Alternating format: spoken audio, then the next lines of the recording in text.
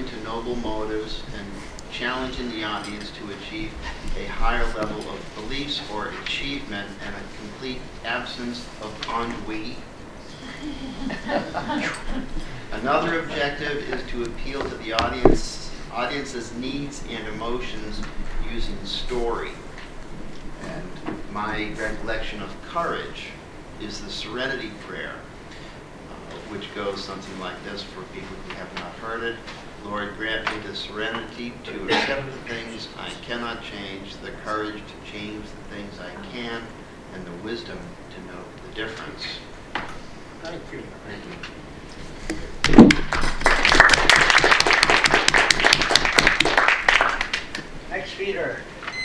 Next speaker is Peter Fortin. Thank you, Robert. I don't usually bring my phone up here, but since you didn't have what I said, I have to read it off my phone. Great. It's about courage. There is a desperate shortage of political courage in this country. Where are all the statesmen we used to have when we really need them?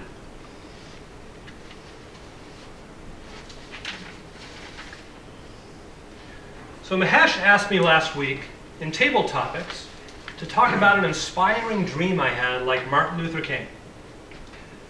I didn't like my short answer, so I'm going to try again to inspire you. How many of you have watched the Jerry Springer Show? That very inspiring show. Pretty much everybody in the room. No ennui there. You can all admit it, you've watched Jerry Springer at some point. It's classless people doing classless things to other people. It was on for 27 years, believe it or not. So lots of people must have been watching. But is it a show or is it real life? I would say both. Why do I ask this question? Because we're seeing Jerry Springer-like behavior all the time. Here are some examples in just the last couple of weeks. Some in the news and some in my life. A woman in a vegetative state who was sexually assaulted and gave birth to a baby. Who would do that to someone else? And how come none of the employees who washed her and bathed her every day even knew she was pregnant? We can do better. The government shutdown. Here's what Peggy Noonan said in the Wall Street Journal last weekend in her article entitled, "End this Stupid Shutdown." I'm going to read it because this is what she said. Governing by shutdown is ignorant, cowardly, and destructive. It is unjust to the innocent, who are forced to deal with reduced services, closed agencies, and missed paychecks. It's dangerous. Something bad will happen with air security, food inspection, something. It's demoralizing. It makes America look incompetent in the world and unstable. We can do better. Another example, a congresswoman on her first day in office last week called the president a mother F. You can like the president or not like the president, but don't debase yourself and drop the level of our national discourse to such a low level. We can do better. The Clemson Tigers football team did a great thing last week. They beat Alabama. Alabama's really good, a terrific achievement. They went to the White House a few days later and were served a delicious smorgasbord from McDonald's, Burger King, and Wendy's. As one player said, our nutritionist must be having a fit since we're not allowed to eat fast food. We can do better. And in my own personal life, this is the story of the relative of someone I know. She's 25 years old and dated someone from the Philippines. They had a baby boy, part American and part Filipino, who's now about 18 months old. The family calls him half-breed, thinks it's funny. The boyfriend regularly tells the woman she's ugly, destroys her beauty supplies because, quote, they won't help, takes her money away so that she can't buy food for her and the baby and doesn't have money to maintain or inspect her car. He beats the woman and tells the police she started it, so she gets in trouble.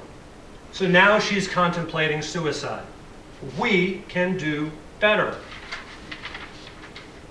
And a friend of mine who's a college professor Her students complain about their grades constantly. And when they don't get the grade they want, they complain to the dean and anyone else who will listen. I don't think I ever complained about a grade in all my years of school. I didn't even know I could, even when I didn't like it. Why? Because I probably deserved it. We can do better. So what's inspiring about Jerry Springer and all of these examples? Nothing. But that's the point. It's the degrading of America. We need to do something to get ourselves out of the gutter. We can do better. But what can we do? It turns out we can do a lot. As Art Buchwald, famous columnist of the Washington Post, once said, whether it's the best of times or the worst of times, it's the only time we got. So we have to start at home and work with what we got.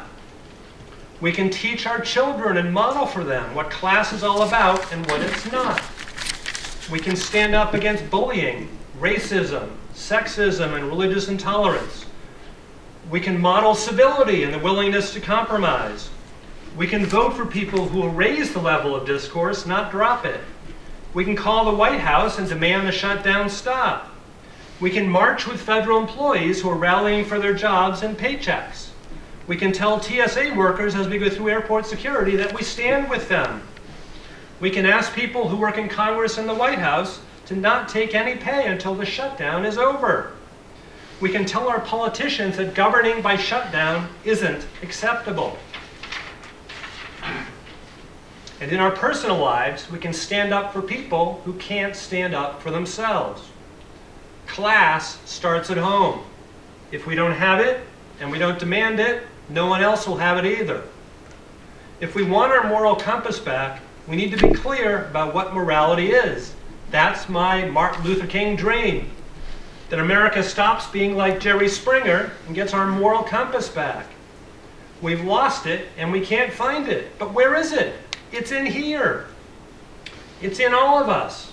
We need to demand more than Jerry Springer behavior from politicians and ourselves. I'm no Martin Luther King, but that's my dream, and I'm sticking to it. We can do better.